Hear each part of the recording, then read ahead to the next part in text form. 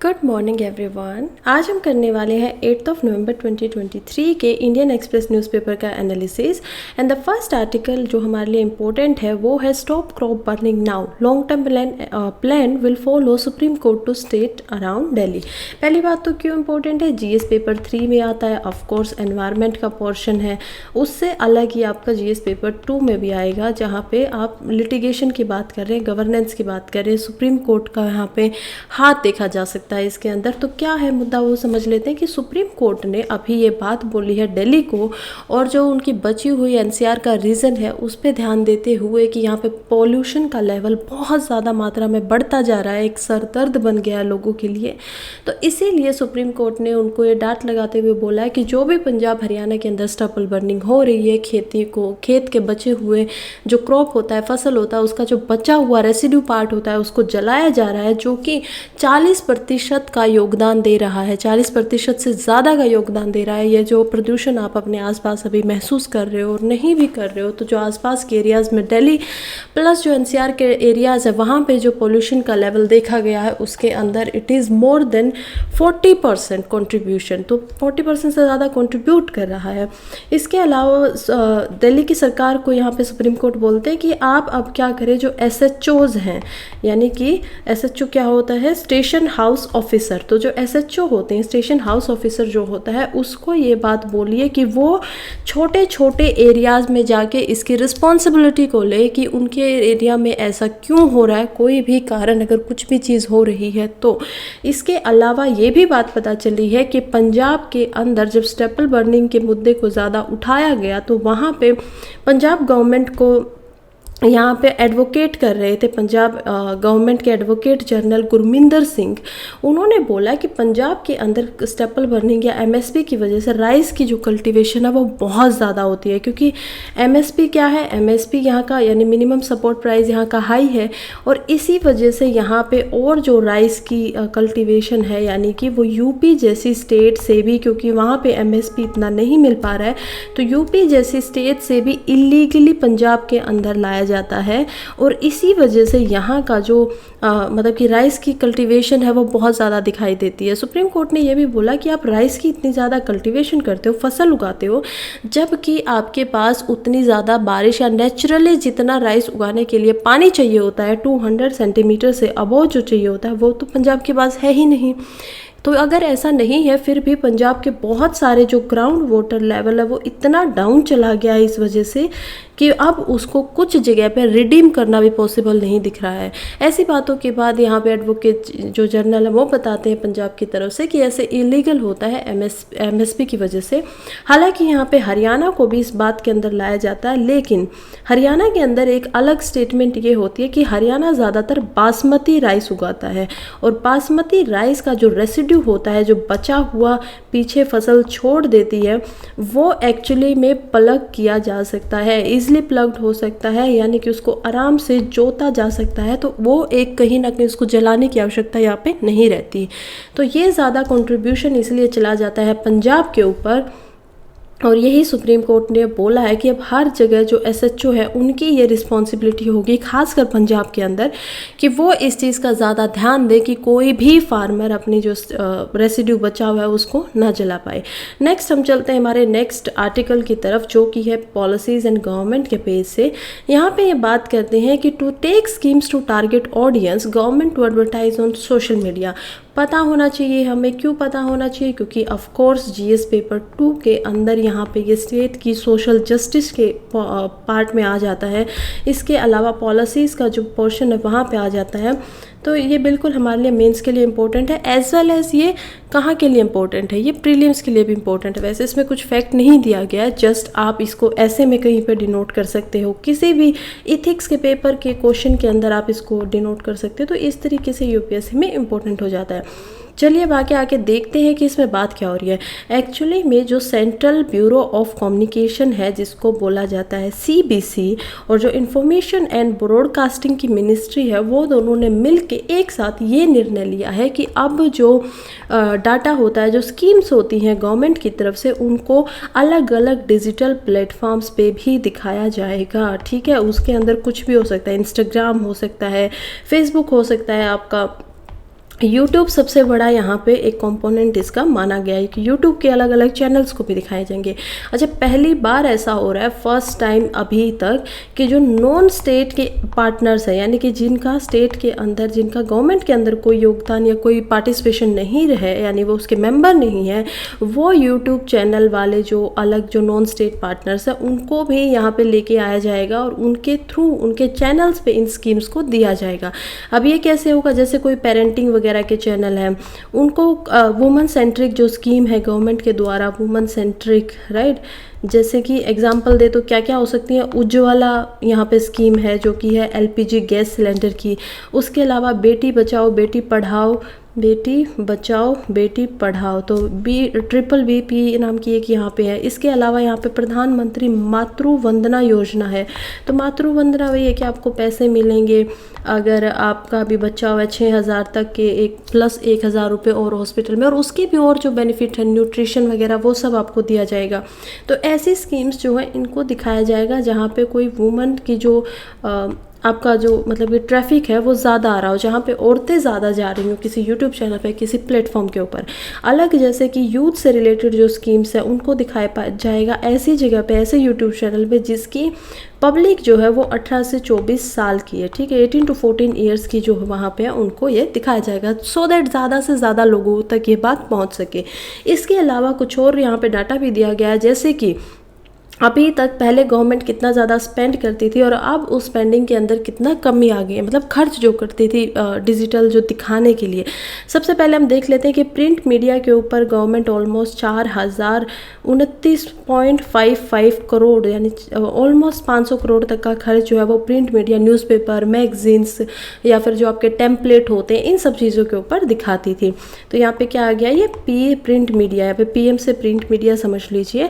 And next हम देखते हैं इसके बाद दूसरी मीडिया जो कि है इलेक्ट्रॉनिक मीडिया, ई मीडिया, ठीक है, वो भी क्या है कि आपकी वेबसाइट्स वगैरह पे, तो इस पे भी गवर्नमेंट ऑलमोस्ट 525 करोड़ रुपए का जो है 514 पॉइंट समथिंग यानी कि 29 समथिंग करोड़ रुपए का खर्च यहाँ पे करती थी। और आउटडोर पब्लिसिटी, जो पब्लिसिटी आप बाहर जाके करवा रहे हैं लोगों के द्वारा, उस पर आता था ऑलमोस्ट 235.33 करोड़। अब हम डाटा को थोड़ा मिला देते कि पिछले 5 सालों में जो स्पेंडिंग गवर्नमेंट कर रही थी वो लगातार कम होती दिखाई दे रही है।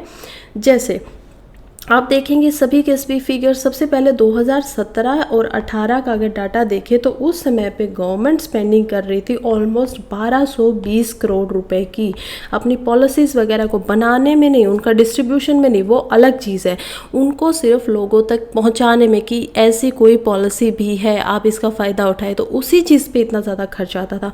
2018-19 में ये डाटा थोड़ा कम हुआ, ऑलमोस्ट 100 करोड़ रुपए से। आप देखेंगे 19-20 के अंदर फिर से ये कम होता है 400 करोड़ के लगभग, तो 627 करोड़ अब गवर्नमेंट खर्च कर रही थी। 2020-21 में गवर्नमेंट खर्च कर रही थी 349 करोड़ और 2021-22 के अंदर ये डाटा आ गया था 264 करोड़ पे। लेकिन 2022-23 में फिर से ये बढ़ गया और बढ़ के हो गया 408 करोड़। और अब शायद यूट्यूब चैनल्स वगैरह के माध्यम से अब देखने को मिलेगा कि इस बदलाव के बाद ये गवर्नमेंट का डाटा है वो बढ़ता है या कम होता है, वो हम देखेंगे। और चलिए अब आगे नेक्स्ट आर्टिकल की तरफ बढ़ते हैं एडिटोरियल पेज पे, और यहाँ पे बात होती है the sickness in the air, यानी जो हवा के अंदर बीमारी है। अगेन आर्टिकल इंपॉर्टेंट हो जाता है GS पेपर 3 में एनवायरनमेंट के अंदर, और यहाँ पे आपसे पूछा जा सकता है अगेन डिजास्टर मैनेजमेंट के अंदर भी कि आप इसको मैनेज कैसे करेंगे। आपसे ये क्वेश्चन पूछा जा सकता है इथिक्स की केस स्टडी के अंदर कि ऐसे सिचुएशन अब आप इसको कैसे संभालेंगे। ये सब जगहों पर आपका ये जो पूरा का पूरा आर्टिकल्स है वहाँ से आ सकता है। इवन आपसे ये पूछा जा सकता है प्रीलिम्स के अंदर कि प्रीलिम्स में क्या पूछेंगे, कौन सा पार्टिकुलर मैटर सबसे ज़्यादा हार्मफुल है। ओजोन एक आप जब ओजोन होता है यानी कि O3 वो पोल्यूटेंट है या नहीं है, ऐसे ही बहुत सारा सल्फर डाइऑक्साइड दे दिया जाएगा। और ये सब पूछने के बाद आपसे पूछेंगे कि इनमें से कौन सा पोल्यूटेंट नहीं होता है या कितने इनमें से पोल्यूटेंट है, all 3 all 2 1।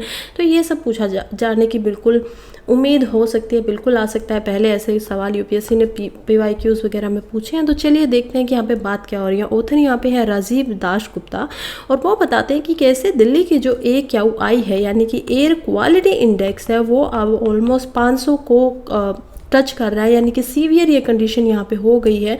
और सीवियरिटी के बढ़ते बढ़ते जैसे जैसे ये कंडीशन और ज़्यादा बढ़ रही है, उसी के साथ साथ सिर्फ दिल्ली ही नहीं बल्कि जो एनसीआर के और रीजन्स हैं वहाँ पे भी ये खतरा ज़्यादा ऊंचाई की तरफ होते हुए मंडराते हुए दिखाई दे रहा है। इसको देखने के लिए हमें समझना होगा कि सबसे ज़्यादा पीएम क्या होता है, पार्टिकुलेट मैटर, और एस से भी यहाँ पे आ जाए तो क्या होगा, सोल्यूबल। तो यहाँ पे पीएम जो है वो PM10 एंड 2.5, ये 2 पीएम ऐसे होते हैं जो ह्यूमन हेल्थ के लिए बहुत ही ज़्यादा ख़राब हैं। और ऐसा नहीं है कि आप मतलब कि आपके घर पे पॉल्यूशन नहीं होता है, पॉल्यूशन 2-3 तरीके का होता है। अगर आप सोर्सेज के हिसाब से देखेंगे तो वो नेचुरल हो सकता है, मैन मेड हो सकता है, ठीक है, सोर्सेज के हिसाब से यहाँ पे। सेकंड, अगर आप देखेंगे कि कहाँ कहाँ हो सकता है स्पेस के हिसाब से, तो वो कहाँ कहाँ हो सकता है, वो आपका हो सकता है आउटडोर हो सकता है, आउटडोर जो कि आजकल है ही, और इंडोर भी पॉल्यूशन जो होता है उसके सोर्सेज होते हैं। तो इंडोर में क्या क्या होते हैं, इंडोर में आपका देखने को मिलेगा जैसे कि एयर फ्रेशनर वगैरह जो होते हैं, या फिर आपके वुड से जिसके अंदर सल्फाइड नाइट्रोजन जो ऑक्साइड है उनका इस्तेमाल किया जाता है, या फिर जो कंब्यूशन होता है यानी कि आप जो काऊ डंग वगैरह होते हैं उन चीज़ों को जलाते हैं घर में, तो इसलिए ये घर पे भी देखने को मिलता है और उससे स्मोक निकलता है जिसका ज़्यादातर इफ़ेक्ट पड़ता है चिल्ड्रन प्लस वुमन के ऊपर, क्योंकि ज़्यादा टाइम यही होते हैं घर के अंदर। और आउटडोर के सोर्सेज तो हमें पता ही है, तो आउटडोर के सोर्सेज क्या क्या है उनके लिए हम कलर बदल लेते हैं। आउटडोर के सोर्सेज, पहला सोर्स क्या हो सकता है, कंस्ट्रक्शन हो सकता है, इसीलिए हमेशा कंस्ट्रक्शन को बंद करवा देना चाहिए जब भी ये बहुत ज़्यादा बढ़ रहा है। दूसरा क्या है, दूसरा हो सकते हैं रोड्स एंड व्हीकल्स, बिल्कुल व्हीकल्स जो है अपना CO2 निकालते हैं, उसके बाद नाइट्रोजन भी वहाँ से निकलता है, PM2.5 भी वहाँ से निकलता है, व्हीकल्स के जो डीजल वगैरह होता है उससे निकाला जाता है ये।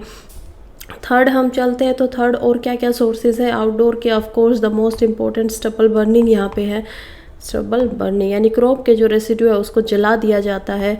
और फोर्थ नंबर पे यहाँ पे और बहुत सारे रीजन्स हैं। तो ये कुछ इस तरीके के सोर्सेज होते हैं अलग अलग तरीके से, और इनके आप देख लेते हैं कि आज तक किन किन और इंडिया की पोजीशन क्या है और किन किन स्टेट्स ने कहाँ कहाँ रेजोल्यूशंस लिए गए हैं। तो सबसे पहले कि WHO ने एक रिपोर्ट जारी की थी जिसमें WHO बताता है 2022 के अंदर ही कि इंडिया टॉप जो कंट्रीज़ है यानी कि जो टॉप 15 कंट्रीज़ हैं उनके अंदर इंडिया लाई करता है। इसके अलावा WHO ये भी बताता है कि इंडिया की जो सिटी दिल्ली है वो वर्ल्ड की सबसे ज़्यादा पॉपुलेटेड सिटी बन चुकी है। तो हमने वर्ल्ड की मतलब पहले शंघाई वगैरह जो सिटीज़ थी चाइना की या और जो सिटीज़ थी उनमें हम लोग कहीं ना कहीं पीछे रह जाते थे, लेकिन अब ये बहुत है। इन टॉप 15 के अंदर अफ़गानिस्तान, पाकिस्तान, चाइना, इन कंट्रीज़ को भी देखा जा रहा है, चाइना, पाकिस्तान एंड इंडोनेशिया। तो ये देखा जा रहा है कि जैसे जो अभी इकोनॉमीज़ हैं, जो अभी कंट्रीज़ डेवलप हो चुकी हैं, उन कंट्रीज़ का जो पोल्यूशन लेवल है वो डाउन जा रहा है, और जो कंट्रीज़ अभी डेवलपिंग चल रही है उनका पोल्यूशन लेवल अप रहा है। एक रिपोर्ट ये भी बताती है कि ऑलमोस्ट 7.5 मिलियन पीपल्स की हर साल डेथ हो जाती है पोल्यूशन की वजह से, यानी कि प्रदूषण के कारण लगभग एक साल के अंदर 75 लाख से ज़्यादा लोगों की यहाँ पे मौत हो जाती है। ऐसा बिल्कुल ये ग्लोबली WHO के द्वारा ही बताया गया डाटा है। और इससे लगा हम देखते हैं कि क्या क्या किया जा सकता है, यानी कि अडल्ट्स के ऊपर इसका क्या क्या इम्पैक्ट पड़ता है, और जो यहाँ पे हमें चिल्ड्रन हेल्थ है उनके ऊपर क्या क्या इम्पैक्ट पड़ता है। तो पहले देख लेते हैं कि अडल्ट्स के ऊपर इसका हेल्थ का एक्चुअली में इम्पैक्ट है क्या। तो अडल्ट्स के ऊपर क्या क्या इम्पैक्ट है ये हमें डाटा से पता चलता है कि कैसे जो 1/3 डेथ होती हैं, जो कि उनके अंदर क्या क्या आता है, लंग कैंसर, आप सी से समझ आइएगा। सेकंड यहाँ पे आता है हार्ट की डिजीज़, जो भी दिल से संबंधित बीमारियां, हृदय से संबंधित बीमारियां, तो वो यहाँ पे देखिएगा। तीसरा यहाँ पे होती हैं आपके स्ट्रोक जो हो जाते हैं, neuro stroke, mind brain stroke. तो ये जो 3 बीमारियां हैं ना, इनमें से 1/3 अगर 100 लोग इससे मर रहे हैं तो 33 जो लोग हैं वो इसी वजह से डेथ हुई है, क्योंकि वो इन वजह से हुए थे, एयर पोल्यूशन की वजह से हुआ था। तो और पोल्यूशन बहुत है यहाँ पे, सॉइल पोल्यूशन है, वाटर पोल्यूशन है, आपके बहुत सारे पोल्यूशन है, ई वेस्ट है, पता नहीं क्या क्या। लेकिन सिर्फ इकलौता अगर एयर पोल्यूशन को यहाँ पे देखा जाए तो 33 लोग lung cancer cancer, heart disease, stroke, इन सब के बीमार हो जाते हैं। 1/3 ऑफ द पॉपुलेशन इसी वजह से बीमार हो जाती है क्योंकि यहाँ पे एयर पोल्यूशन बहुत ज़्यादा होता है। इससे अलावा अगर मैं आपको बताऊँ कि और क्या क्या डिसऑर्डर्स हैं, ये तो आपकी डेथ की बात हो गई है। इससे अलावा अगर डिसऑर्डर्स की बात करें अडल्ट में, तो आपको अल्जाइमर जैसे डिसऑर्डर्स देखने को मिलेंगे। अल्जाइमर क्या होता है, इंसान अपनी याददाश्त वगैरह सब कुछ खो देता है, उसको अल्जाइमर बोलते हैं। उससे अलावा आपको मिलेगा ओबेसिटी, ठीक है। इससे अलावा आपके क्योंकि मेटाबॉलिज्म प्रोसेस आपका कम काम करना शुरू कर जाता है, अगर कम करता है तो ऑब्वियस सी बात है कि वो ढंग से काम नहीं कर पाएगा। इससे अलावा आपको मिलेगा डायबिटिक वगैरह के जो कुछ पेशेंट्स हैं, डायबिटीज़ मेलिटस कुछ मामलों में। 4th नंबर पे आप देख पाएंगे कि कैसे neurological and immune system problems भी यहाँ पे होती हैं। तो न्यूरोलॉजिकल इश्यूज होते हैं और इम्यूनो सिस्टम, हमारी जो इम्यूनिटी होती है उससे रिलेटेड भी यहाँ पे प्रॉब्लम्स दिखाई देती हैं। तो ये हो गया अडल्ट्स के अंदर। अब हम चलते हैं चिल्ड्रन के ऊपर, हमने अलग अलग कैटेगरी में इसको रखा है। तो चिल्ड्रन जो होते हैं उनके अंदर ये जो सीवियर केसेस है वो देखने को मिलते हैं। किस तरीके से क्या क्या उनके सिम्टम्स होते हैं। पहला होता है कि क्योंकि चिल्ड्रन के जो लंग्स हैं, अभी देखिए मैंने आपको ऊपर ही बताया था कि ज़्यादातर लंग कैंसर से अडल्ट की डेथ भी हो रही है, 1/3 अडल्ट की डेथ हो रही है। लेकिन चिल्ड्रन के जो लंग्स हैं वो अभी तक पूरे तरीके से डेवलप ही नहीं हुए, उनका पूरा का पूरा विकास ही नहीं हुआ। इसी वजह से सबसे ज़्यादा खतरनाक हो जाता है एयर पोल्यूशन बच्चों के लिए, क्योंकि उनकी लंग्स अभी बन रही हैं, अभी उनको और ज़्यादा डेवलप होना, और इसी वजह से उनकी डेवलपिंग लंग्स के ऊपर ये बहुत ज़्यादा इफेक्ट करता है। सेकेंड चीज़, क्योंकि उनका मेटाबॉलिज्म जो है वो भी कम हो जाता है। वो वैसे अच्छा होना चाहिए उस टाइम पे, लेकिन वो कम हो जाता है, तो मेटाबॉलिज्म पे ये इम्पैक्ट होता है। थर्ड होता है कि वो डिटॉक्सिफाई नहीं कर पाते हैं ठीक तरीके से, ना ही लीवर ढंग से काम कर पाता है, ना ही लंग्स डिटॉक्सिफाई कर पाते हैं। तो ये एक प्रॉब्लम है। न्यूरोटॉक्सिसिटी जो है वो यहाँ पे भी देखी जाती है एयर पोल्यूशन की वजह से। तो न्यूरोटॉक्सिसिटी अगर होगी, मतलब न्यूरॉन्स के अंदर अगर प्रॉब्लम आ जाएगी, तो वो किसको अभी इम्पैक्ट करने वाली है। हमें पता है कि न्यूरॉन्स कौन होते हैं, न्यूरॉन्स होते हैं मैसेंजर ऑफ द माइंड। तो वो किस चीज़ को इम्पैक्ट करेगी, ब्रेन को इम्पैक्ट करेगी। तो बच्चों के यहाँ पे ब्रेन में भी इसकी प्रॉब्लम्स जो है एयर पोल्यूशन की वजह से वो बिल्कुल देखने को मिलती हैं, और इसी वजह से ये डाटा यहाँ पे लिखा भी गया है। इससे अलावा अगर कोई मदर है जो प्रेग्नेंट है और वो लगातार एयर पोल्यूशन के साथ, मतलब उनके जो आमना सामना है वो हो रहा है, तो इसके कारण भी जो बेबी होगा या तो वो प्री मेच्योर हो सकता है अगर एक्सेसिव एयर पोल्यूशन की वो रहती है, या फिर उसका लो बर्थ वेट होगा, या तो प्री मेच्योर हो जाएगा, 2 महीने 1 महीने पहले ही पैदा हो जाएगा, या फिर जन्म के समय पे उसका जो वेट है वो बहुत ज़्यादा कम होगा। तो ये सब सिम्टम्स यहाँ पे दिखाई देते हैं, और यही हम बात कर रहे थे कि क्या क्या हेल्थ इश्यूज जो हैं वो इससे रिलेटेड हैं एयर पोल्यूशन से। तो ये इश्यूज हैं, ये समस्याएं हैं। इसके अलावा बहुत सारे देश हैं कि क्या क्या अब आगे किया जा सकता है। ऑथर यहाँ पे सॉल्यूशन भी बताते हैं कि एयर पोल्यूशन के लिए क्या करना चाहिए। तो ऑथर बताते हैं कि कैसे कुछ कंट्रीज़ ने, जैसे 2010 में फार्मा डिक्लेरेशन हुआ था, फार्मा नहीं है, दिस इज़ फार्मा डिक्लेरेशन।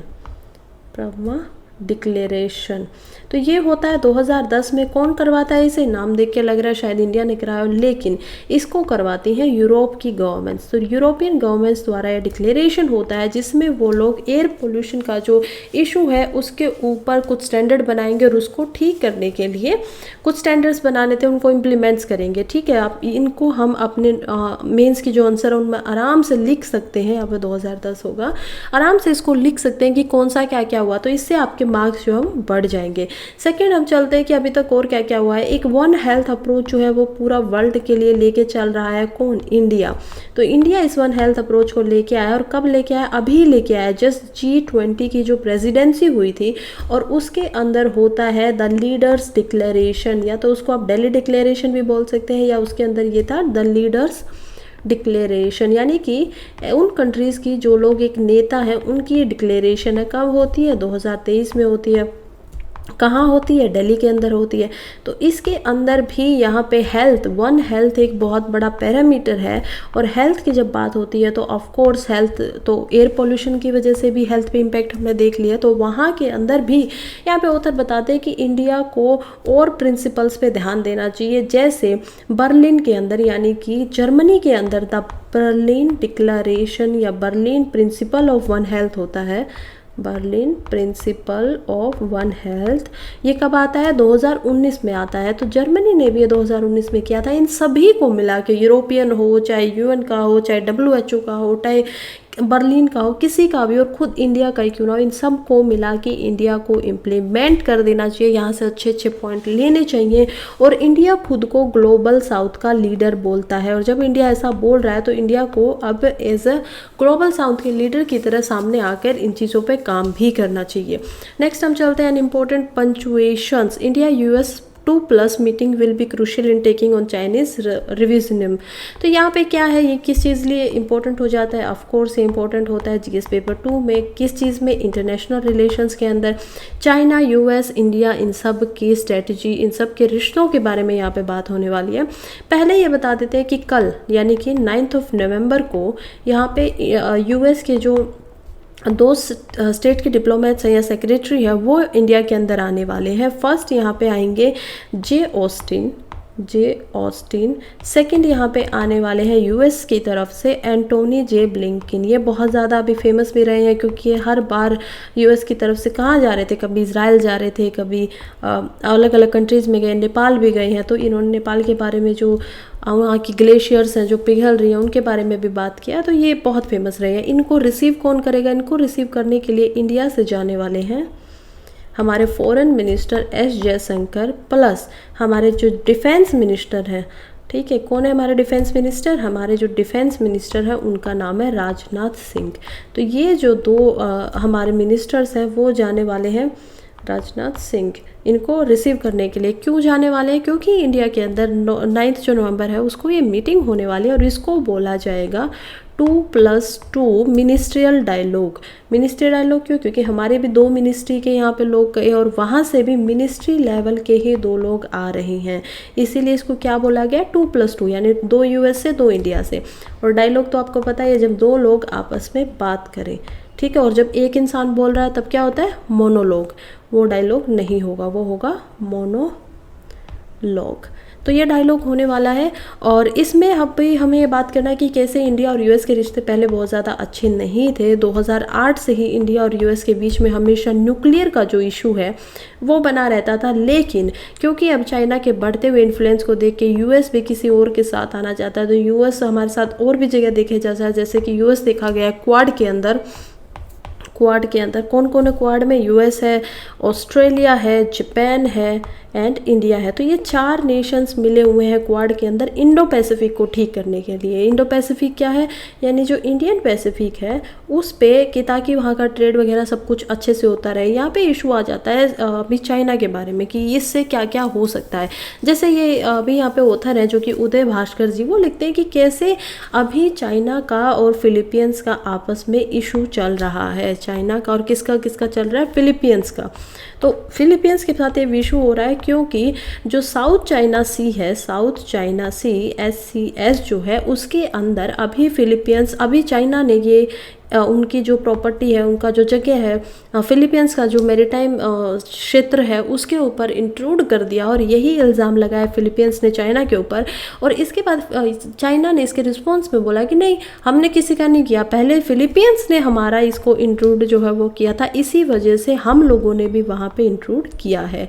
तो ये एक मुद्दा है, लगातार बहुत सालों से ये मुद्दा चलता आ रहा है। कभी पहले फिलीपींस जो है 2012 के अराउंड इसके पास से वो इंटरनेशनल जो ऑर्गेनाइजेशंस है वहाँ पे भी इन मुद्दों को लेके गए हैं, और वहाँ पे फिलीपींस को इसमें जीत भी मिली है। लेकिन चाइना ने उस चीज़ को मना किया, उसने कभी भी फिलीपींस की जो सॉवरेनिटी है इस जगह पे उसको नहीं माना है।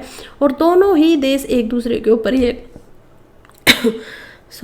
दोनों ही देश एक दूसरे के ऊपर ये इल्ज़ाम लगाए जा रहे हैं कि दोनों ही देश एक दूसरे की सॉवरेनिटी को हार्म कर रहे हैं, यानी कि जो उनकी आज़ादी है वो सॉवरन है। सॉवरन क्या होता है? कोई भी कंट्री सॉवरन होती है जब वो किसी के अंडर नहीं है, जब वो खुद की मालिक खुद है। तो सॉवरेनिटी को वो कहीं ना कहीं हार्म कर रहे हैं, ट्रांसग्रेशन किया जा रहा है, उनकी वायलेशन हो रहा है सॉवरेनिटी का। ये दोनों कंट्री एक दूसरे के ऊपर इल्ज़ाम लगा रहे हैं। इसके बाद यहाँ पे मनीला जो है वो 2016 में भी होक के अंदर इस इशू को लेके दोबारा से जाता और लगातार सबसे ये इशू चल ही रहा है।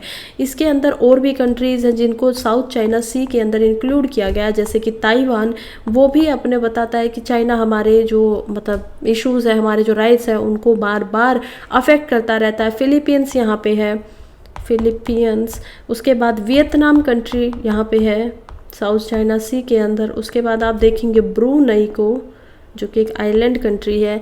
इसके अलावा मलेशिया एंड इंडोनेशिया,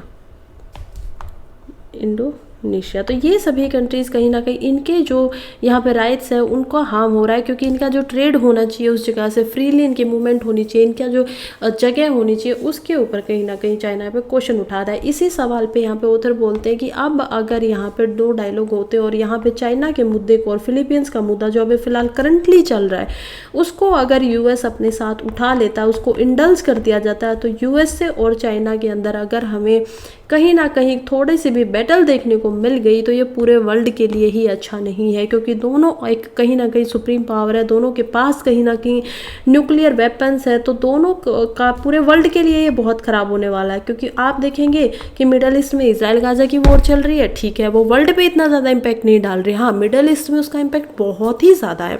ऐसे ही यूक्रेन रशिया यूरोप में इम्पैक्ट था, लेकिन पूरे वर्ल्ड पे इतना ज़्यादा इम्पैक्ट नहीं डाल पाए।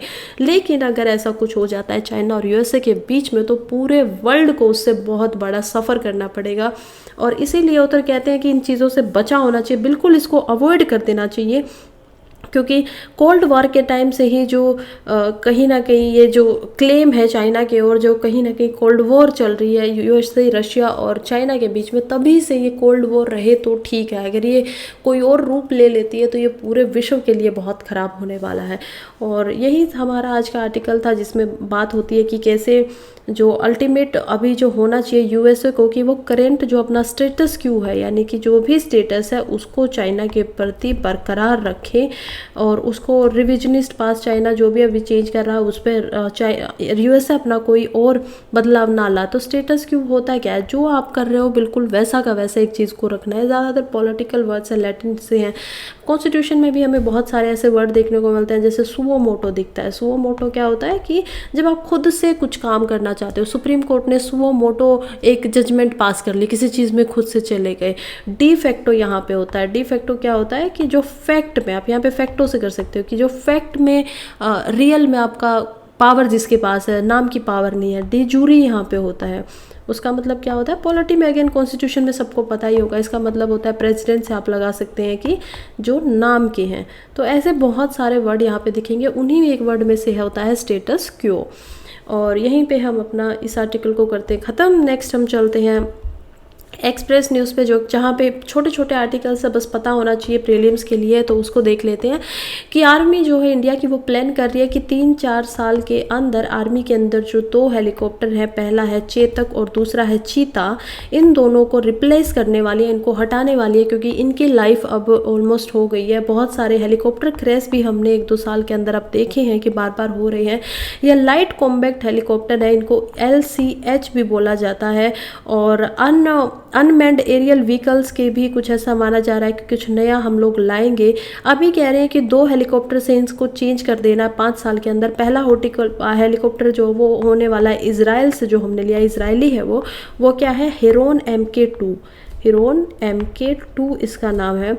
और सेकंड जो है उसका नाम है इजरायली, ये भी इजराइल से, ये है Hermès star liner, Hermès star liner. तो ये 2 जो हेलीकॉप्टर हैं इनके बदलने की बिल्कुल तैयारी चल रही है अभी आर्मी के द्वारा। नेक्स्ट हम चलते हैं, India has highest number of TB cases globally in 2022 WHO। तो WHO ने ये रिपोर्ट प्रेजेंट की गई है कि कैसे इंडिया के अंदर पूरे वर्ल्ड में हाईएस्ट नंबर ऑफ TB के पेशेंट्स को अभी देखा गया है। और भी कंट्रीज़ की लिस्ट है, इंडिया के अंदर शेयर आता है 27%, यानी जितने भी 100 आदमियों को अगर पूरे वर्ल्ड में टीबी है तो उनमें से 27 आदमियों को इंडिया के अंदर है, वो मतलब जो भी पर्सन है वो इंडिया के अंदर रहता है। तो इस हिसाब से 27% इंडिया का अभी शेयर है। 2023 की एक ग्लोबल टीबी रिपोर्ट पब्लिश की गई है। कौन करता है इसको? WHO करता है ऑफ कोर्स। ओवरऑल 30 हाई, इसके अंदर 30 जो हाई बर्डन कंट्रीज़ हैं, यानी कि जिनके ऊपर टीबी का बर्डन थोड़ा ज़्यादा है, उनको यहाँ पे काउंट किया गया है। उनमें से 87% जो वर्ल्ड के टीबी केसेस है वो इन 30 कंट्रीज़ के अंदर ही पाए जाते हैं। इनमें से ज़्यादातर कंट्रीज़ एशिया के अंदर मिली है। टॉप जो 8 कंट्रीज़ है, जो 8 कंट्रीज़ यहाँ पे, उसमें से इंडिया तो सबसे ऊपर ही आ जाता है ऑफ कोर्स। तो यहाँ पे हम देखते हैं कि इंडिया जो है वो टॉप फर्स्ट नंबर पे आता है। सेकेंड नंबर पे यहाँ पे है इंडोनेशिया, जिसके अंदर है 10% जो टीबी के केसेस। थर्ड नंबर पे यहाँ पे आता है चाइना के अंदर है 7%। अब यहाँ पे क्वेश्चन उठ जाता है कि इंडिया में पॉपुलेशन ज़्यादा है तो इस वजह से इंडिया के अंदर ये देखने को भी ज़्यादा मिल रहा है। नहीं, चाइना के अंदर भी पॉपुलेशन ज़्यादा है, लेकिन 20% वो फिर भी इंडिया से कम है, क्योंकि नीतियों से यहाँ पे फ़र्क पड़ता है, पॉलिसी से यहाँ पे फ़र्क पड़ता है, इंफ्रास्ट्रक्चर से यहाँ पे फ़र्क पड़ता है। तो ये सब चीज़ें भी मायने रखती हैं। फोर्थ नंबर पे हम देखते हैं फिलीपींस, और यहाँ पे इनका शेयर होता है ऑलमोस्ट 7% के around, 7, this is 7। Fifth number पे यहाँ पे आता है पाकिस्तान और इसका शेयर है 5.7%। सिक्स नंबर पे यहाँ पे है बांग्लादेश। देखिए सारी की सारी कंट्री कैसे साउथ ईस्ट एशिया में ही आ रही है, सभी की सभी, 4.5%। और सेवन्थ नंबर पे यहाँ पे है डेमोक्रेटिक रिपब्लिक ऑफ कॉन्गो।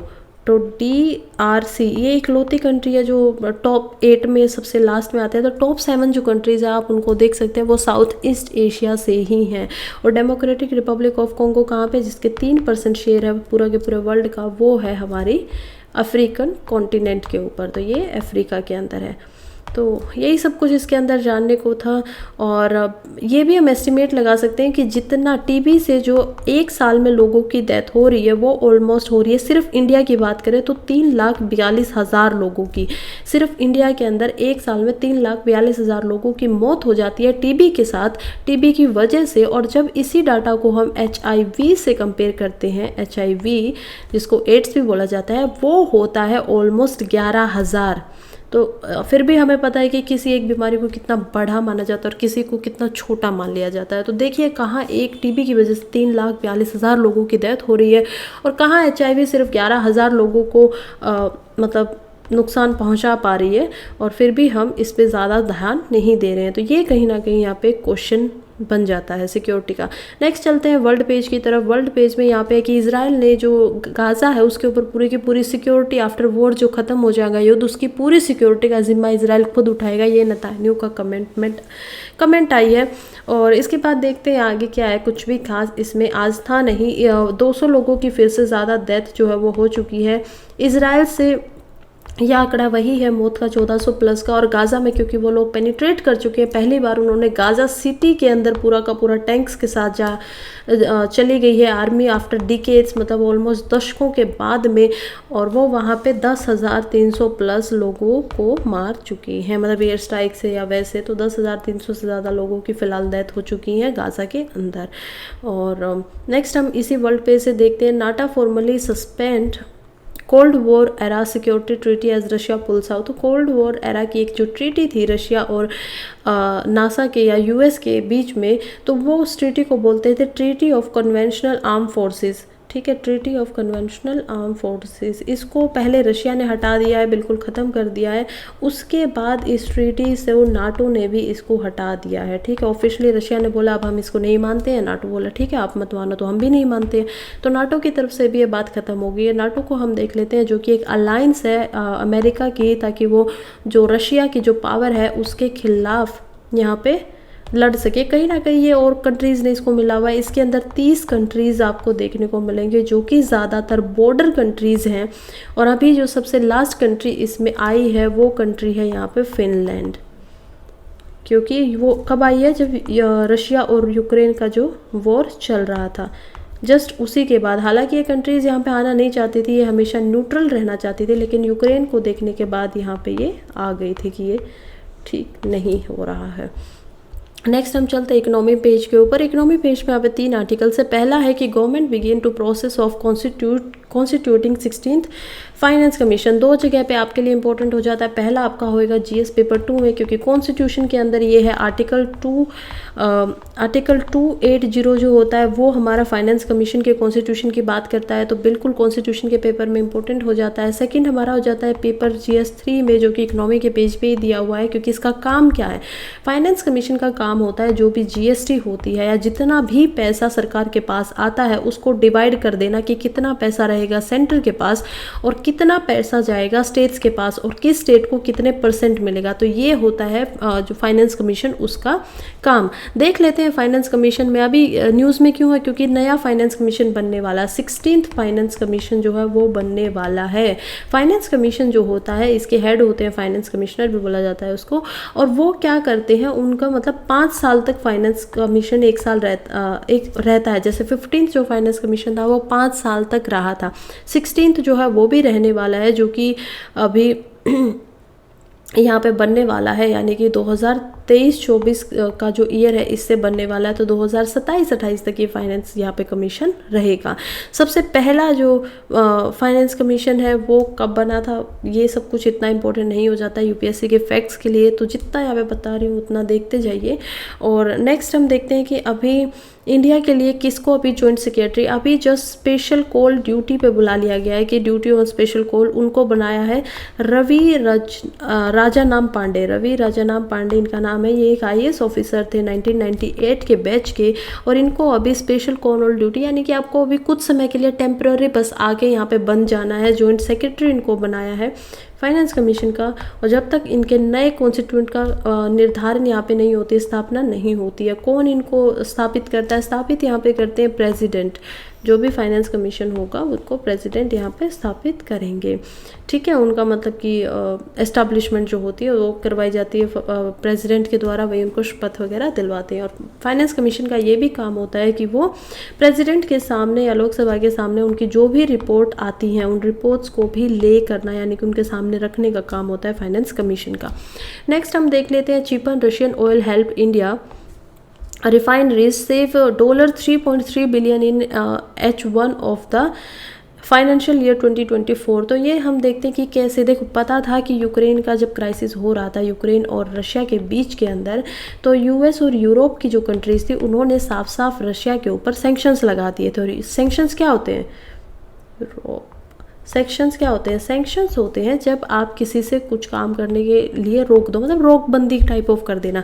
तो इन्होंने रोकबंदी में क्या कि इन्होंने कहा कि ठीक है हम रशिया को सबक सिखाएंगे, हम रशिया जो कि सबसे ज़्यादा ऑयल इंपोर्ट करता है, क्रूड ऑयल, उस पर उन लोगों ने लेना ही बंद कर दिया। जबकि पूरा का पूरा जो यूरोप है वो सीएनजी से बहुत ज़्यादा एक तरीके से जुड़ा हुआ है, वहाँ से रशिया से होते हुए पूरी की पूरी पाइपलाइन गई हुई है यूरोप के अंदर, वो सी रूट से होते हुए भी गई है और ज़मीन से होते हुए भी गई है। तो बहुत ज़्यादा सीएनजी जो गैसेज होते हैं, क्योंकि यूरोप के अंदर बहुत ज़्यादा ठंड होती है तो उनको ऑफ कोर्स इलेक्ट्रिसिटी थोड़ा ज़्यादा चाहिए, हीटर्स वगैरह चलाने को चाहिए, सब चाहिए, लेकिन फिर भी उन्होंने इस पर बंद लगा दिया था। अब यूएस के जो डॉलर है उसमें आप किसी के साथ भी यहाँ पे मतलब ट्रेड नहीं कर सकते। इसी बीच में क्या करता है, इंडिया आता है और इंडिया आके एक नया सिस्टम शुरू करता है कि हम आपको रुपीज़ देंगे, रुपए बदले में देंगे, आप हमें आपकी जो करेंसी है वो हमें दीजिए। और उसके बाद यहाँ पे क्या होता है कि इंडिया की जो रिफाइनरीज़ हैं वो जाके ट्रेड करना शुरू कर देती हैं रशिया के साथ, जो कि डिस्काउंट पे मिलता है, बहुत डिस्काउंट पे मिलता है। मतलब 70% जो रेट नॉर्मली 100 होते थे 70% पे इंडिया को वो मिलने लग जाते हैं। और लगातार इंडिया बहुत टाइम तक इसका इस्तेमाल करता है, इसको लेता है। और यहीं पे यहाँ पे रिकॉर्ड मिला कि अगर इंडिया इनको ना लेता तो कम से कम $3.3 बिलियन और ज़्यादा इंडिया के खर्च होते। तो यहाँ पे अभी अगर हम ट्रेड की बात करें तो 2022-23 का जो ट्रेड था इंडिया ने किया था वो ऑलमोस्ट निकल के आया था $67.14 बिलियन का, ठीक है। क्योंकि इंडिया, देखो इंडिया मोस्टली ट्रेड सरप्लस रहता है, हर चीज़ में हम अपने ट्रेड को मैनेज कर लेते हैं, लेकिन क्योंकि इंडिया के पास क्रूड ऑयल नहीं है, हमारे पास इतने सोर्सेज नहीं है। डिब्रूगढ़ को अगर छड़ दे, असम के अंदर एक मिलता है, फिर थोड़ा बहुत हमें मुंबई हाई में मिल जाता है, लेकिन इसके अलावा इंडिया के पास इतना ज़्यादा ऑयल या इतना ज़्यादा जो फ्यूल है वो नहीं मिल पाता है कि हम पूरी कंट्री का अपना मैनेजमेंट जो है, अपनी कंट्री को जितना मांग है उसको पूरा कर पाए, डिमांड की पूर्ति कर पाए। इसी वजह से हमेशा इंडिया को सऊदी अरेबिया, इराक, इन सभी देशों से बहुत ज़्यादा ऑयल लेना पड़ता है। और यही हमारे डेफिशिएट का सबसे बड़ा कारण है, यही इंडिया की जो डेफिशिएट हो जाता है उनका सबसे बड़ा कारण यहाँ पे बन जाता है ट्रेड के अंदर। क्योंकि इंडिया अब इसके बदले क्या दे आपको, आप इतना महंगा महंगा तेल दे रहे हो और अब इंडिया इसके बदले क्या दे सकता है ऐसा ही, तो इसीलिए इंडिया जो है वो डेफिशिएंट में चला जाता है। और यही यहाँ पे देखने को मिल रहा है कि ये इंडिया के लिए एक अच्छी बात थी। इंडिया की जो रिफाइनरीज है उनको फ़ायदा हुआ है, जैसे कि इंडियन ऑयल कॉरपोरेशन है, रिलायंस की इंडस्ट्रीज़ हैं, भारत पेट्रोलियम कॉरपोरेशन है, या फिर हिंदुस्तान पेट्रोलियम कॉरपोरेशन, एक नया अभी नायरा एनर्जी है वो भी है। इंडिया के टॉप 5 क्रूड ऑयल सप्लायर्स की बात करें तो सबसे पहले नंबर पर आता है रशिया। रशिया से हम बहुत ज़्यादा लेते हैं। सेकंड नंबर पे यहाँ पे आता है इराक से भी ये लिया जाता है, क्योंकि ईरान के साथ इंडिया के रिश्ते अच्छे नहीं हैं, लेकिन इराक बहुत ही फ्रेंडली नेशन रहा है इंडिया के लिए। और नेक्स्ट हम देखते हैं सऊदी अरेबिया फेमस है सऊदी अरेबिया इसी वजह से क्योंकि उसके पास क्रूड ऑयल बहुत है। नेक्स्ट हम चलते हैं यूनाइटेड अरब अमीरात की तरफ, और फिफ्थ यहाँ पे हमारा है यूएसए, यानी अमेरिका से भी इंडिया टॉप 5 में आता है, 5th नंबर पे क्रूड ऑयल लेता है। नेक्स्ट हम चलते हैं यहाँ पे RBI body raises concern over the bank borrowing bye NBFCs. तो कहीं ना कहीं आरबीआई जो है यानी कि सेंटर आरबीआई के अंदर, देखो सबसे पहले मैं आपको ऐसे समझाती हूँ, आरबीआई है, आरबीआई के अंदर एक सेंटर बनाया हुआ है जिसको बोला जाता है CAFRAL कैफरल। अब ये कैफरल क्या है, सी से यहाँ पे होता है सेंटर, ए से होता है एडवांस, एफ से होता है फाइनेंशियल, आर से होता है रिसर्च, ए से फिर से दोबारा हो जाएगा रिसर्च एंड यहाँ पे एल से बनेगा लर्निंग। तो ये क्या बन जाता है, ये बन जाता है centre for advance financial research and learning. ये आरबीआई ने बनाया था और इसको बनाया था कि जो नॉन बैंकिंग एनबीएफसीज होती हैं, नॉन बैंकिंग फाइनेंशियल कंपनीज जो है उनको ध्यान रखना है, उनका जो राइज हो रहा है उसके ऊपर ध्यान रखना है, ये इसी काम के लिए इसको बनाया गया था। अब ये कह रहे हैं कि जो एनबीएफसीज कंपनीज हैं ये बहुत ज़्यादा जो मतलब कि लोन वगैरह है वो बिना ध्यान दिए ही, बिना ऐसे देखे ही दे देती हैं, और इसकी वजह से जो एनपीए है, नॉन परफॉर्मिंग एसेट है, वो इनका बढ़ता जा रहा है। कोविड के टाइम पे इनका राइज करने के हमें देखने को मिला था, और अब जो है क्योंकि लोग अब एक ये है कि राइज मतलब इंटरेस्ट वगैरह पे लोन वगैरह लेना ज़्यादा चाहते नहीं है, वो थोड़ा सा बोरिंग के ऊपर फॉल देखने को मिला और इसी वजह से ध्यान नहीं दे रहे हैं। इसी वजह से रिस्क को कम रखते हुए अनसिक्योर्ड बोरोइंग दे रहे हैं, यानी जो सिक्योर्ड ज़्यादा दिखाई नहीं दे रही, और यही आरबीआई की एक प्रॉब्लम है।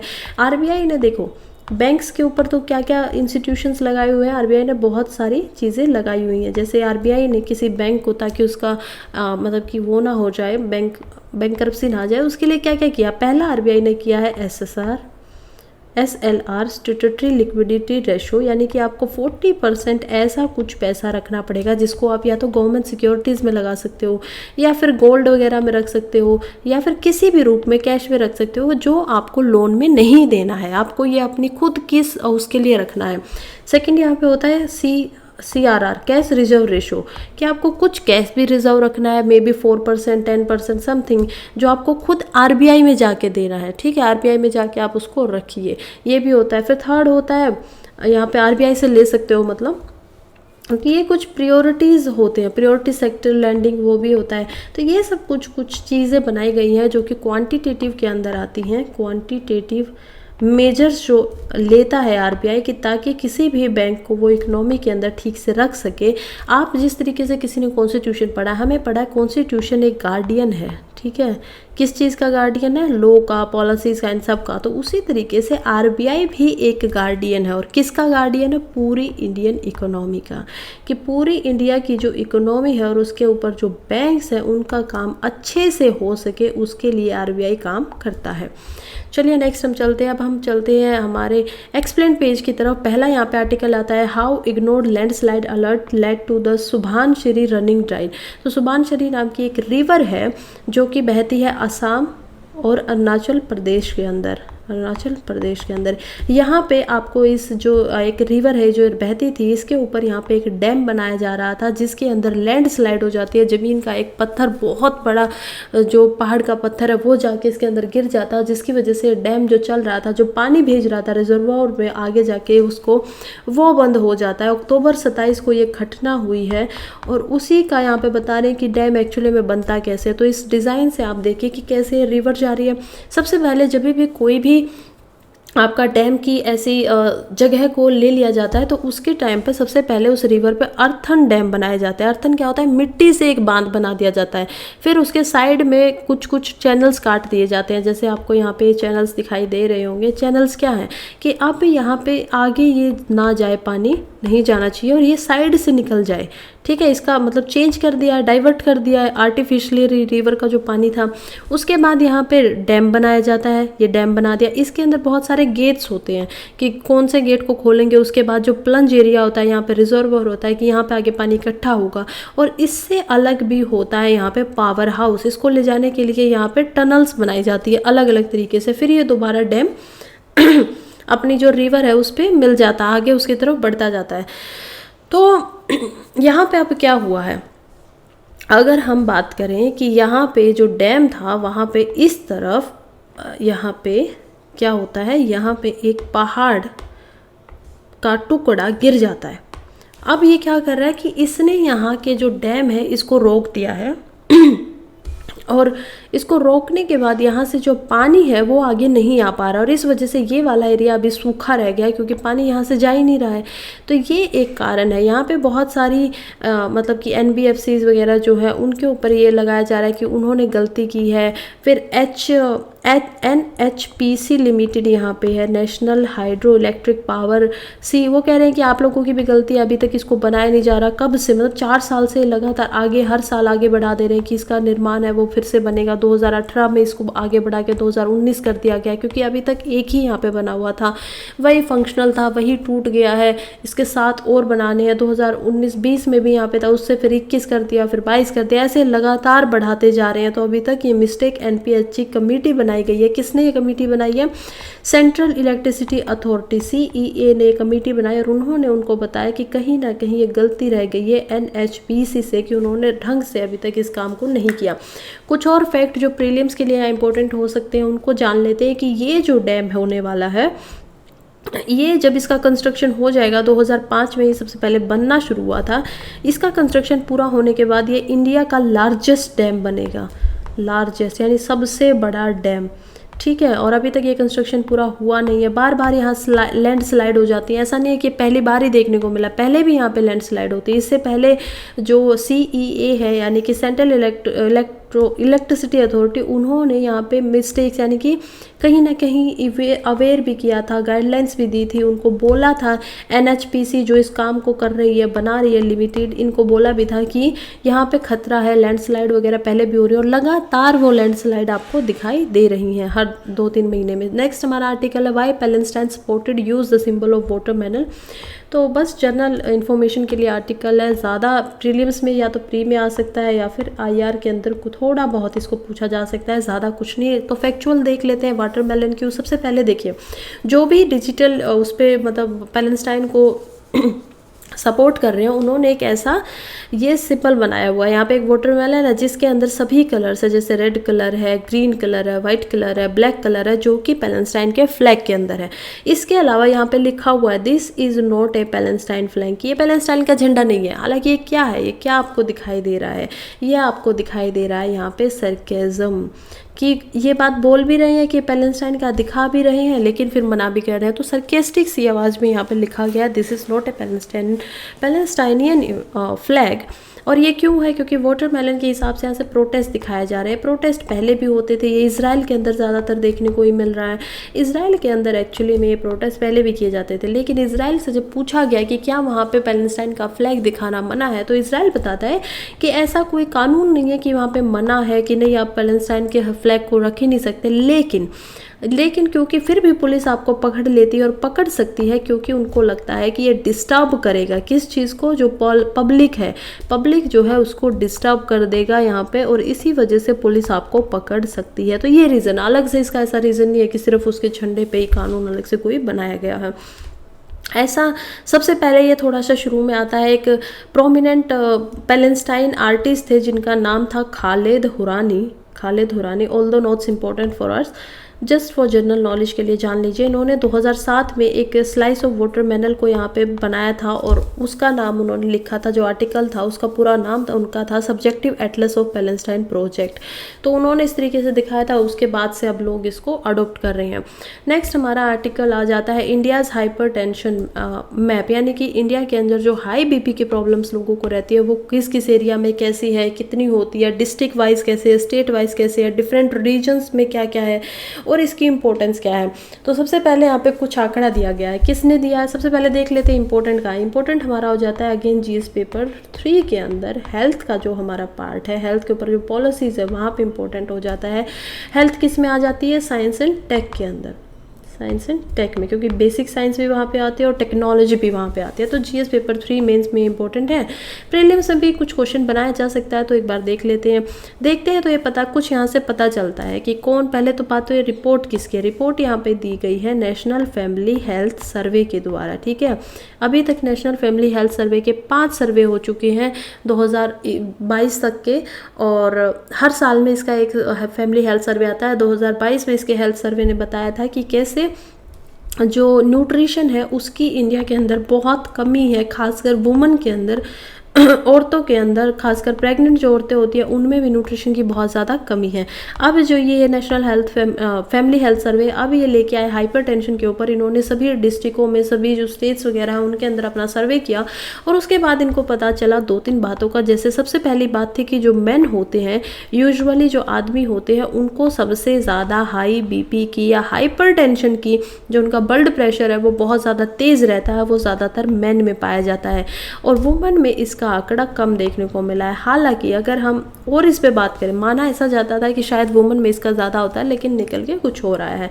लेकिन जब टेस्टिंग की बात होती है, डायग्नोस्ट की बात होती है कि इनका टेस्ट किसने किया, दवाइयाँ किसने ली, तो वो डाटा यहाँ पे देख के आप हैरान हो जाएंगे कि वुमन आदमी जो है जिसको लगभग 30% यहाँ पे हाइपरटेंशन है, उनमें से सिर्फ 28.4% ही यहाँ पे डायग्नोस्ड हो पाते हैं। और 30% में से, अब यहाँ पे 30% का आप 28% मत मानिए, ये आपको 30 का 28% मानना है। तो 30 का 3% क्या होगा, ऑलमोस्ट 30 का 10% क्या होगा 3, तो 20 क्या होगा 6 और 8 को आप लगाएंगे तो ऑलमोस्ट 8%, ठीक है। तो आप इस तरीके से इस आंकड़ों को निकालिएगा, ऐसे मत निकालिएगा। वुमन का अगर हम देखते हैं तो वुमन में जो 30 मेल में था उसके कंपैरिजन में वुमन में ये मिला है 25.7, लेकिन इन 25.7 में से 44.67 यानी कि बिल्कुल ये एकदम से आपको मतलब ऑलमोस्ट डबल डाटा मिलेगा कि वुमन जो है वो डायग्नोस्ड हो जाती है, उनका जो टेस्टिंग वगैरह है वो हो जाती है। आजकल ये प्रॉब्लम बच्चों में भी हो रही है, अलग अलग स्टेट्स में भी इसको देखने को मिला है। नेशनल लेवल यहाँ पे हमारा मिला है 26.8% का, कि इतने लोगों में यहाँ पे हाइपरटेंशन, हाई बीपी की प्रॉब्लम देखने को मिलती है। कुछ जो स्टेट्स हैं उनका और भी ज़्यादा है, जैसे कुछ स्टेट्स जो सदर्न जो स्टेट है, मोस्टली जो साउथ इंडिया की स्टेट्स है, उनका मोस्टली सभी स्टेट्स का हाइपरटेंशन लेवल इंडिया की और नॉर्दर्न और इंडिया के जो और स्टेट है एवरेज जो है उससे ज़्यादा ही मिला है। वो कहाँ कितना मिला है, ऑलमोस्ट 30% के तकरीबन ये मिला है, 29.9% ये है, तो ऑलमोस्ट 30% के आसपास ये मिला है, जबकि नेशनल एवरेज से ये बहुत ऊंचा है, बहुत बड़ा है। तो ये देखने को मिला। अलग अलग डिस्ट्रिक्ट्स में भी डिफरेंस है। जैसे मेघालय के अंदर बात करी जाए तो जो 3 डिस्ट्रिक्ट्स हैं, गारो हिल्स की एक डिस्ट्रिक्ट है, फिर वहाँ पे अलग है जैंतिया हिल्स, ये तो पता ही है मेघालय के अंदर, और खासी हिल्स। तो यहाँ पे ऑलमोस्ट ज़्यादा कुछ फ़र्क नहीं मिला है। गारो में 21% है, यहाँ पे फिर 19 है, खासी में फिर से 20 है, लेकिन डायग्नोस्ट में फिर से फ़र्क आ जाता है, क्योंकि हो सकता है कि किसी और जगह पे जो मेडिकल हेल्थ स्ट्रक्चर है वो ज़्यादा बेटर है, इस वजह से वहाँ ज़्यादा लोग टेस्ट करवा लेते हैं, अवेयरनेस ज़्यादा है। तो इसी वजह से वहाँ की जो गारो हिल्स है, जैंतिया हिल्स के अंदर ही आपको सबसे ज़्यादा डायग्नोस्ट देखने को मिलेगा, 41% के करीबन।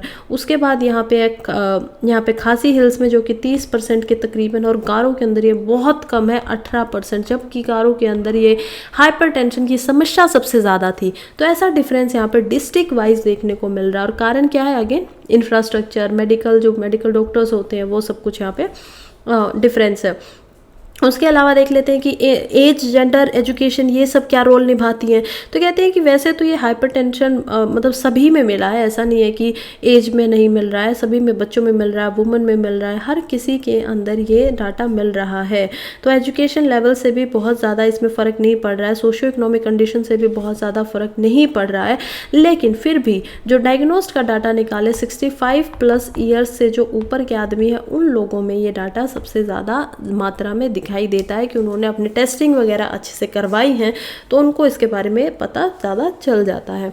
और जो बच्चे हैं, हाइपरटेंशन ज़्यादातर उन बच्चों में भी है जिन्होंने कोई स्कूलिंग की ही नहीं है, और जिन्होंने 11th पास कर रखी है उनका हाइपरटेंशन जो है वो ज़्यादा कंट्रोल लगता है। यानी कि 10th से अबव जिन्होंने कभी अपनी शिक्षा ली है तो उनको हाई बीपी को वो दिखा भी देते हैं, कंट्रोल भी कर लेते हैं। इसके बाद यहाँ पे बात होती है कि इंडिया को इसको कंट्रोल करने के लिए क्या क्या काम करना चाहिए। तो WHO की रिपोर्ट आती है। WHO क्या होता है? World Health Organization. WHO अपनी रिपोर्ट में बता दें कि कैसे हर साल जो मतलब कि डेथ है वो 4.6 मिलियन लोगों की, यानी लगभग 46 लाख लोगों की डेथ हो जाती है हाइपरटेंशन, हाई बीपी की वजह से। और 2040 तक इंडिया के अंदर भी यहाँ पे इतना ही डाटा देखने को मिलेगा। 2040 तक यानी ऑलमोस्ट 46 लाख लोगों की डेथ हो चुकी होगी इंडिया में, अगर वो लोग अपने जो हाई बीपी है उसको कंट्रोल नहीं करते हैं, तो हाई जो ब्लड का प्रेशर है उसको कंट्रोल नहीं करते हैं। तो इसीलिए इंडिया को एक एम्बिशियस इनिशिएटिव लेके आना चाहिए। देखिए इसके बाद ना हमेशा जब भी नेशनल हेल्थ सर्वे आता है, पता चलता है प्रॉब्लम्स का, उसके बाद गवर्नमेंट अपनी पॉलिसीज़ लेके आती है। पिछले हेल्थ सर्वे में जब 2022 में न्यूट्रिशन के ऊपर पता चला था, तो बहुत सारी स्टेट्स में, जैसे गुजरात ने रैंक तो जी वो बहुत लास्ट थी न्यूट्रिशन के लेवल पे, तो वहाँ पे अलग अलग स्टेट जो थी वो अपनी पॉलिसीज़ लेके आई। मातृ वंदना जो पॉलिसी है वो भी उनमें से कुछ एक है कि उसके अंदर माताओं को अलग से, जो प्रेग्नेंट वुमेन है, बच्चे हैं, स्टंट बहुत सारे दिखाई दिए थे कि न्यूट्रिशन की वजह से किसी की हाइट नहीं बढ़ रही है, किसी का वेट उनकी हाइट से कम है। तो ये सब होने के बाद उनको अलग से न्यूट्रिशन दिया जा रहा था, दालें बढ़ा दी गई थी, एग का कंज्यूमेशन जो है वो दे दिया गया था। जो फ्री फूड प्रोवाइड करते हैं उसके अंदर भी अलग अलग आपकी दाल वगैरह कर दी गई थी। इंडिया की सबसे बड़ी प्रॉब्लम फिलहाल क्या है, मैं अभी ये आपको बताऊंगी कि एम्बिशियस इनिशिएटिव इंडिया को लेके आना चाहिए, क्योंकि इंडिया में ऑलमोस्ट 75 मिलियन लोग, 75 लाख लोग जो हैं, सॉरी 75 लाख नहीं, ये होगा 7.5 करोड़। तो जो 7.5 करोड़ लोग हैं ऑलमोस्ट, वो हाइपरटेंशन या डायबिटीज़ से प्रॉब्लम में है, और उनके ट्रीटमेंट के लिए 2025 तक का ये डाटा इंडिया को लेके आना पड़ेगा कि उनको डायग्नोस्ट किया जा सके, उनका ट्रीटमेंट किया जा सके अच्छे से। लेकिन अब हम बात में करते हैं कि पहले भी आया था एम्बिशियस इनिशिएटिव होते क्या हैं। तो देखिए जैसे इंडिया ने पहले भी एक इनिशिएटिव लिया था, हमारा इनिशिएटिव क्या था? National food security. क्योंकि इंडिया के अंदर इतनी ज़्यादा इंडिपेंडेंस के टाइम पे भूख मरी थी, इतनी ज़्यादा खाने की कमी थी कि उस समय पे इंडिया का मेन फोकस था कि फूड सबको मिल जाए, खाना सबको मिल जाए। लेकिन आज समय बदल चुका है। आज इंडिया जो उसके पास खाने को नहीं था, आज वही इंडिया दूसरे देशों को एक्सपोर्ट करता है। वो खुद ऐसा बोल रहा है कि मैं इतना सक्षम हूँ कि मैं अभी पूरे देश को पूरे वर्ल्ड में जो कंट्रीज़ हैं उनको खिला सकता हूँ, दे सकता हूँ, अपने पास से भेज सकता हूँ। तो वो एक्सपोर्टर बन रहा है। ये इंडिया का एक इनिशिएटिव था। इसी को बोलते हैं किसी चीज़ के ऊपर विजय प्राप्त कर लेना। लेकिन अब इंडिया के सामने समस्या है, जो कि इसका एक अगला लेवल बन जाता है, वो है नेशनल न्यूट्रिशन की सिक्योरिटी की। तो न्यूट्रिशन क्या होता है? न्यूट्रिशन होता है जैसे कि आपको खाना मिल रहा है, वो बुरा है अच्छा है वो फ़र्क नहीं पड़ता है, आपको खाना मिलना चाहिए, आपका पेट भरना चाहिए। लेकिन न्यूट्रिशन होता है जैसे विटामिन्स, प्रोटीन्स, मिनरल्स, जितना हमारी बॉडी को जिस चीज़ की ज़रूरत है वो हमें हेल्दी न्यूट्रिशंस मिल जाएं। तो एक ड्राइड फ्रूट जो होता है, मतलब एक ऐसा खाना है जो कि नॉर्मली आपको दिया जा रहा है। दूसरा खाना है जो आपकी बॉडी के लिए बहुत अच्छा है, जो बॉडी उससे सब कुछ ले लेगी, मैनेज कर लेगी। तो वो हमारा न्यूट्रिशन अभी सिक्योरिटी इंपॉर्टेंट बन गई है, और वो हमारा आगे का भी उद्देश्य भी है कि ठीक है इंडिया जो है वो न्यूट्रिशन में बिल्कुल हो जाना चाहिए। और जब से पता चला तब से उसके ऊपर पॉलिसीज़ भी शुरू हो गई हैं। इसी प्रकार से जब ये बात हमारे सामने आई है कि टीबी है, तो अभी इंडिया को कुछ ऐसे ही मेजरमेंट्स लेने चाहिए। आप जब भी मेंस की आंसर राइटिंग करेंगे आपको पता होना चाहिए कि सिर्फ रोने से कुछ नहीं होगा, सिर्फ प्रॉब्लम्स बताने से कुछ नहीं होगा। आप एक एडमिनिस्ट्रेटर बनने वाले हैं, तो उसी तरीके से सॉल्यूशन भी बताया और हमेशा पॉजिटिव रहिए। कैसे इंडिया ने पहले जीता है तो अभी भी इंडिया कर सकता है, बस हमें क्या चाहिए, एम्बिशियस यानी कि बहुत ही दृढ़ निश्चय वाला एक इनिशिएटिव लेके आने की ज़रूरत है और उसको प्राप्त हमें कर लेना है आने वाले कुछ समय के अंदर। उसके लिए बनानी चाहिए, अलग अलग पॉलिसीज़ बनानी चाहिए। तो यही इस पूरे आर्टिकल का हमारा मीन था, पूरा का पूरा हमें जो समझना था वो था। नेक्स्ट हम चलते हैं, ये ऑलमोस्ट हमने कल इस आर्टिकल को पूरा का पूरा डिटेल में समझ लिया था, तो आज थोड़ा सा शॉर्ट में देखेंगे। तो नेफ्सा क्या है, नेशनल फूड सिक्योरिटी एक्ट 2013 के अंदर ये इंडिया के अंदर शुरू होता है। उसके अलावा बात चले कि PM free food grain promise 5 साल के लिए जो प्राइम मिनिस्टर है उन्होंने फ्री जो फूड मिलता था, किसके अंदर मिलता था, ये मिलता था पीएम अंत्योदय योजना, अंत्योदय अन्न योजना। तो ये क्या था कि आप लोगों को खाना दे रहा। कब शुरू हुआ था, पेंडेमिक के अंदर, कोरोना के अंदर ये फ्री मिलता था। देखिए जो आप NFSA है ना, इसके अंदर 2 स्कीम्स काम करती हैं। पहली इसके अंदर स्कीम है, मैं आपको अच्छे से दिखाती हूँ, नेशनल फूड सिक्योरिटी एक्ट, इसके अंदर 2 स्कीम्स है। पहली यहाँ पे स्कीम है अंत्योदय अन्न योजना, दूसरी यहाँ पे स्कीम है जो कि प्रियोरिटी हाउस होल्ड्स मानी गई हैं। तो ये जो अन्न योजना है इसके अंतर्गत सभी घर वालों को यानी एक फैमिली को यहाँ पे 35 kg ग्रेन दिया जाता था, इररिस्पेक्टिव ऑफ कितने वहाँ पे फैमिली मेम्बर्स है, कितने लोग। आपके घर में 10 लोग हैं, कोई बात नहीं, 35 किलो लेके जाइए। आपके घर में 2 ही हैं, फिर भी आप 35 किलो लेके जाइए। तो ये इस तरीके से काम करता है। PH प्रायोरिटी हाउस होल्डिंग में क्या होता था कि हर मेंबर को, आपके घर में 10 लोग हैं तो ठीक है आप 50 kg लेके चली जाए, आपके हर मेंबर को 5 kg के अलग से फ्री मिलेगा। यहाँ पे क्या मिलता है, सब्सिडी के रूप में मिलता है कि 2 या 3 रुपए आपको पर केजी मिलेगा। यहाँ पे क्या मिलेगा, फ्री मिल रहा है, फ्री में ले जाइए। तो यहाँ पे आर्टिकल में समझाते हैं कि कैसे लगातार 3 साल से अभी इसको बंद करने की कोशिश की जा रही है। हर बार इसको बंद नहीं करता है क्योंकि पहले कभी गुजरात में इलेक्शन आ जाते हैं, अब इलेक्शन चल रहे हैं छत्तीसगढ़ के अंदर और 5 जो स्टेट्स हैं उन और स्टेट्स के अंदर। तो यहाँ पे इन इलेक्शंस की वजह से इसको बंद नहीं किया गया था, लेकिन 2023 में इसको एंड कर दिया। 2022 का जो दिसंबर है उसमें इसको एंड कर दिया था एक योजना को जो कि 5 kg वाली यहाँ पे दी जाती थी पर पर्सन, फ्री में जो मिलती थी। लेकिन अब जो ये अन्न वाली थी इसको भी बंद किया जा रहा था 2023 के दिसंबर में, लेकिन सरकार ने इसको मना कर दिया क्योंकि नेक्स्ट इलेक्शन जो अब जनरल असेंबली का आने वाला है उसके लिए, और इसको 5 साल के लिए और ज़्यादा बढ़ा दिया गया है। कितने ज़्यादा बढ़ा दिया गया है, 5 ईयर्स। तो अब ये पूरे 5 साल जब तक गवर्नमेंट रहेगी, मतलब अगर यही गवर्नमेंट आती है तो रहेगी, तो वही लोगों को ये चीज़ दिखा देना, कहीं ना कहीं लालच दे देना। पर ज़रूरी भी है, इसके बिना अभी मैंने बात किया ना कि लोगों तक फूड होता ही नहीं था। अगर सरकार ये सब कुछ नहीं करती तो लोगों को फूड मिल ही नहीं सकता। तो दोनों एक तरीके से ज़रूरी भी है, लेकिन यहाँ पे ये ज़्यादा पॉलिटिकल मुद्दा अभी फ़िलहाल लग रहा है। ठीक है, पॉलिटिकली ये ज़्यादा इनक्लाइंड सिचुएशन है। नेक्स्ट हम चलते हैं कि प्रोग्राम की कॉस्ट क्या आती है, इस पे देख लेते हैं। देखो पहली बात तो इकोनॉमिक कॉस्ट में यहाँ पे 4 मेन कंपोनेंट्स है। इकोनॉमिक कॉस्ट आती है, कितना पैसा यहाँ पे लगता है, उसके अंदर 4 कंपोनेंट्स है। पहला यहाँ पे है पूल्ड कॉस्ट, यानी कि जो इकट्ठा करके पूरी की पूरी कॉस्ट है। दूसरा यहाँ पे है प्रोक्रूटमेंट कॉस्ट, यानी जो आपने खरीदा है, जिसको इकट्ठा किया है, उसको इकट्ठा करने में कितना आया है। थर्ड है आपकी एक्विजिशन कॉस्ट, कि आपने इकट्ठा करके खरीदने में आपको कितना मिला है।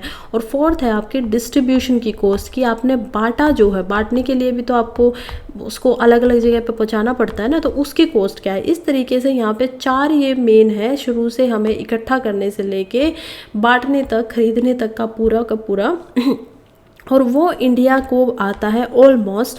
यहाँ पे बात करें तो राइस की सिर्फ देखा जाए तो राइस जो है इंडिया में 2013 में पड़ता था 2615 जो पर क्विंटल रुपीज़ है वो यहाँ पे मिलता था, लेकिन उसको बढ़ा के अब कर दिया गया 3670 रुपये। और इसी हिसाब से जो गवर्नमेंट की सब्सिडी है 2022 में 20-21 का डाटा यहाँ पे दिखा रहे हैं, तो वो अब बहुत ज़्यादा बढ़ के हो गई है 5,41,330 करोड़ रुपये तक की। ठीक है, इतना ज़्यादा खर्च यहाँ पे आ रहा है।